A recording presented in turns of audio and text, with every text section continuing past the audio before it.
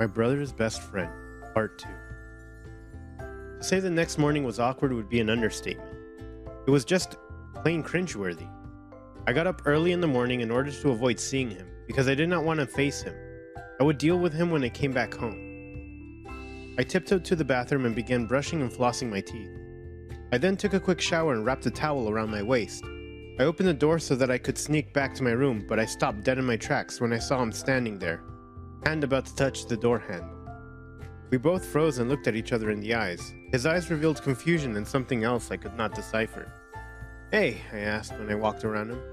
I did not wait around for a reply. I was already out of there before he even uttered a word. I got dressed, then I went to college. For the rest of the day I could not concentrate on the lectures. My mind kept drifting to what had happened last night. He was drunk, but what was my excuse? Let us face it, I was not his type in the slightest, and I had accepted that. It's not like I had not dated. But all my relationships had made the same dark fate, so I had eventually stopped. All the people I had dated said the same thing, that I was rigid, too much of a control freak to function. That was okay, but soon I had given up all hope and decided to focus on things that I could control. Human emotion was not one of those things. At lunch, my friend Sophie and I went to our favorite cafe for some coffee and snacks. We caught up on each other's lives while we waited. I cannot believe that Luis is being like this. He is simply not the person I met, she moaned, pouting. What has he done now? I asked, half interested in the conversation. He talks to me less, as if I'm some sort of chore. He's also telling me that he cannot be in a relationship because his ex hurt him, but he really likes me, she sighed. I did not know how to say it to her, but she needed to move on with her life. Luis was playing with her and taking her for a fool. He was stringing her along while he waited for someone he had more of a spark with. He did not want to be alone, so he was keeping her so that he would not be alone. And he could not forget about his ex a bit. Except he could not do that anymore because Sophie was falling for him with each terrible thing he did that hurt her. And she would keep bringing up his ex in an effort to make him forget about her and heal him. When would people learn that you can't fix anyone? A person decides to change on their own accord. If he was having trouble getting over his ex, then he needed to talk to her or get therapy. That was all. Of course, being the good friend that I was, I had to tell her what she wanted to hear at that moment, so that she would not lose her sanity and stop concentrating on school. That sucks. Maybe you should take a break from him, stop talking to him for a few days, and focus on the upcoming midterms. You did say that you wanted to get an A for chemistry this term, did you not? Now that was not the elaborate, introspective monologue I had prepared in my head, but it was just enough to give her a bit of a boost. Things like this were what made me relieved that I was not in a relationship at the moment. Truth be told, it was hard to find genuine people in this world. Everyone was broken, and broken people do not care much about other people's emotions. Because they are so caught up in their own, they go ahead and break other people's hearts. It's a vicious cycle, to be honest. I think you're right. I've been slacking off lately. He calls me at night and we talk until the early hours of the morning. I can't help it. It makes me feel so much, but I can't let him affect me like this, she huffed. She would probably keep it up for 3 days max, but it was a step forward, nonetheless. So I was glad. Good, so something really weird happened yesterday, I began, as the server set down her drinks and snacks. Oh really? Tell me more, she sat up straighter. I kissed someone, I said, then instantly brought my hands up to my face in order to hide my beetroot red blush. Oh really? I don't believe you. Who was it? The pizza delivery boy? She scoffed. No, I really did. I kissed someone in the cheek and he kissed me on the lips, I said, speaking so fast that I was left breathless. Oh my word, finally, get some action. Who was it?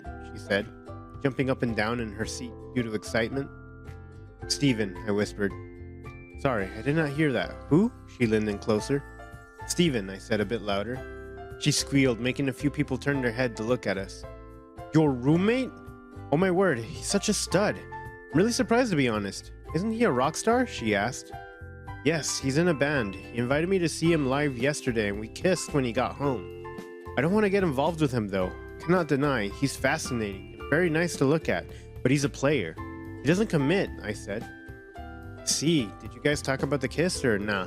She asked, taking a sip of her coffee. Nah, I saw him this morning, but I avoided him. I'm thinking of speaking to him a bit later on. It would be very hard for me to avoid him, even if I wanted to. He is my roommate, I sighed. We finished up our coffees and went back to campus. I went back home a bit later. I was greeted by a sudden burst of yelling and gunshots. I saw that my brother Ryan was playing a video game with Steven and Spiky. "Hey guys," I said as I made my way to leave the room. "Wait, come over here, Luca. You barely hang out with us. You're always concentrating on schoolwork. Chill with us for a while," Ryan shouted over the loud noise of the video game. "I would love to, but I don't feel like playing a video game, to be honest," I said. "Come on, we even got your favorite energy drink," he said, pointing to a monster that was on the table. I smiled a bit when I saw it and figured that there was no harm in chilling with him for a while. "Okay, since you practically begged me," I taunted as I sat on the sofa to get as far away from Steven as possible. He had not said a word to me since I had come back. He was very focused on the video game, and I had figured that it was best for both of us. I sipped my energy drink and watched them play for a while.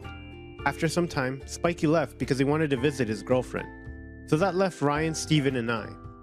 "I don't feel like playing anymore. I'm going to finish this beer, then I'm going to head home," Ryan announced. "Sure, dude. I need to sleep anyways. Had a late last night," he yawned.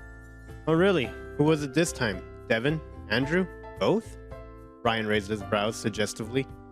"Neither, actually. I did not take anyone home last night. In fact, the night was pretty much boring," he said.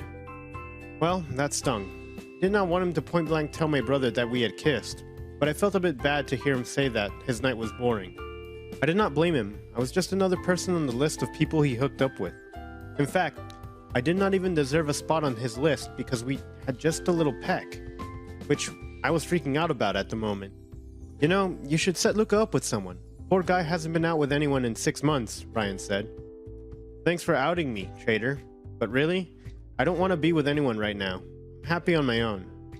I might have imagined it, but I thought I had seen Steven look a bit hurt when I said that. But what did he have to be sad about? It's not like he was in love with me. Anyways, I was seeing things a lot nowadays and I needed to stop before I get hurt. "Right, we'll talk about your desert of a love life later. I have to go now." "I'll see you both soon," Ryan said as he got up. We both hugged him and gave him fist bumps. Then we were left on our own. I would say that it was a bit awkward. That would be a terrible understatement. I think we need to speak," he said. I looked at him in the eyes and noticed how troubled he looked. I went to sit down next to him. "Yes, I think that we both have a few urgent things to discuss," I said. "So, last night," he started. "It was a mistake. I'm sorry." I interrupted him before I could go any further. "You regret it?" He furrowed his eyebrows. "Do you not?" "I'm sorry that I bombarded you like that. It just came from nowhere. I really got emotional and I acted without thinking." "You're not the only person who is to blame. I also had a hand in this. I might have misread the situation." "I did not know that you did not want to kiss me," he said, looking down in shame. "I wanted to, no lies. It's just that you're drop-dead gorgeous. Who wouldn't want to kiss you? I'm nothing compared to the people you usually kiss. But I don't want you to be like them. I liked it a lot. Those other people are shallow, and the whole thing of just hooking up with everyone is shallow as well. Last night, I felt like I really connected with someone for the first time in forever," he said. I was shocked at this sudden confession. To think that he actually felt something last night blew my mind. "Wow, I did not expect you to say that. But we're roommates after all, and I don't know if I'm ready to be in a relationship with anyone at the moment." "Yeah, I get you completely, dude. I'm also not looking for a relationship, but this between us? Can you truly deny it and say that you do not feel anything?" he asked, staring into my eyes, with so much emotion in his eyes. His words tore at my heartstrings and I felt logic falter just for a moment. This was a very strange predicament to be in. We did not just want to have a meaningless hookup and we were not ready to be in a relationship. I felt too I could not bring myself to lie, but what are we going to do? Do we risk it all and officially date? Do we ignore it till it goes away? Or do we just have something purely physical, I said. I was freaking out because this was a problem I could not solve. I could not just pack everything into little boxes and pack them away. This is why I hated dealing with emotions. I don't know. How about we do something that normal people do and get to know each other?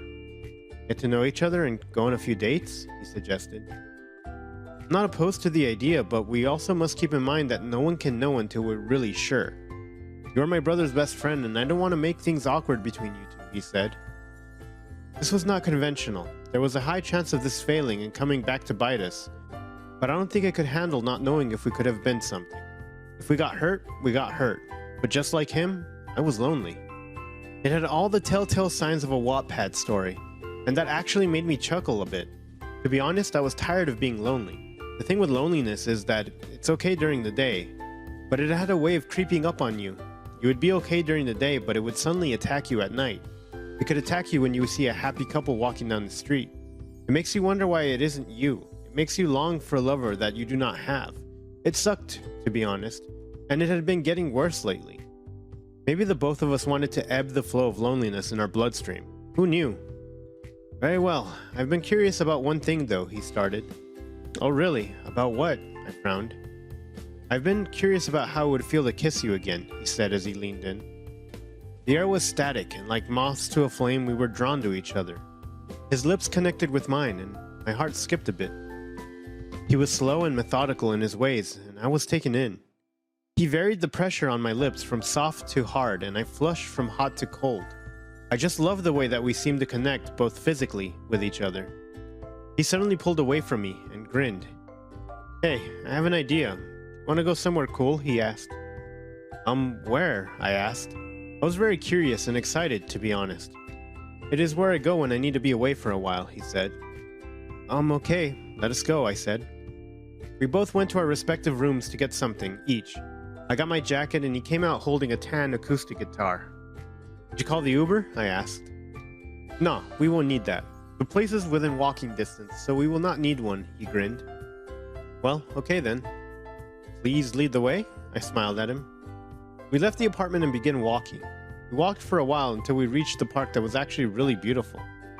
There were people walking their dogs and kids on swings. I had expected him to take us to some club or something, so I was very surprised when he had led us there.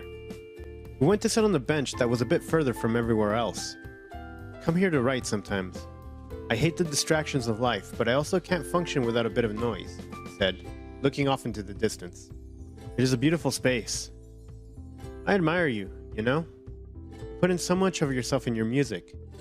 You refuse to bow down to the stereotypes of life, unlike the rest of us. That is very admirable, I said. He chuckled a bit. You deem yourself unremarkable, but you are so much more. I am merely a starving musician who loves his art to infinity. You are one of the most hardworking people I have met in my life. Your art is the way you solve problems in a split second, he said. Thank you so much. Hey, weird question, but I don't even know your favorite color. I suddenly said out of the blue. Blue, just like the ocean. What's yours? Oh, and what's the weirdest food combo you absolutely love? He said without skipping a beat. Mine is black. I like eating noodles cooked in eggs. And you? On my word? You are so weird. I cannot stomach eggs, he burst out laughing. I playfully hit his hand. Oh, and I like putting biscuits or candy in my cereal, he said. I was gobsmacked at the bombshell he had just thrown at me. And you call me weird? What in the world? I think you won this round. I held my stomach to prevent falling over due to my uncontrollable laughter. Oh, I did not realize this was a competition. We should definitely have a portion when the winner gets to cook their favorite food. He wiggled his eyebrows. Are you indirectly asking me out on a date, Mr. Scott? I grinned. Maybe. He gave me a peck on the cheek. We got to know bizarre facts about each other for a while longer. Spoiler alert, it was a tie. We found out that we had a lot of quirks in common. Who would have thought? We decided to have our own date night in a few days. We were a pretty odd couple. A drop-dead rock star and a nerd with OCD. Have you seen such a couple? But it was okay because we were willing to make it work somehow. And that feeling, that aching that I knew all too well, my old friend's loneliness, seemed to have actually left me, and left possibility in its place. The end. Thanks for watching. Consider subscribing to become part of our Rainbow Force, and stay wholesome.